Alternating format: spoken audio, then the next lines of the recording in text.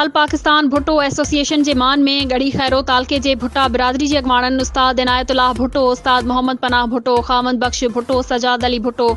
Advocate Mohsin Ali Bhutto ऐं सहाफ़ी उबैदुल्लाह भुट्टो पारां भुट्टो हाउस गढ़ी खैरो ते ईद मिलन पार्टी मुनक़िद कई वई, जंहिंमें BWA जे अॻवाननि शबीर अहमद भुट्टो, निज़ामुद्दीन भुट्टो, रईस हाकिम खान भुट्टो, अब्दुल्ला भुट्टो, अली नवाज़ भुट्टो, रईस मोहम्मद मलूक भुट्टो, कुर्बान अली भुट्टो, यासीन भुट्टो ऐं तालिब हुसैन भुट्टो समेत ॿियनि शिरकत कई। उन मौक़े ते भुट्टो बिरादरी जे अॻवाननि मीडिया सां ॻाल्हाईंदे चयो आहे त समूरे मुल्क अंदरि भुट्टो बिरादरी खे गॾु करण लाइ ही BWA जो प्लेटफॉर्म ठाहियो आहे ऐं असांजी कोशिश आहे त भुट्टो बिरादरी खे दरपेश जेके बि मसइला आहिनि उन्हनि खे फौरी तौर हल कराया वञे ऐं दुनिया जे कुंड कुड़च में रहंदड़ भुट्टो बिरादरी अगरि कंहिं ग़रीब खे को मसइलो दरपेश आहे त उन खे फौरी तौर ते हल कराए उन जी मदद कयूं।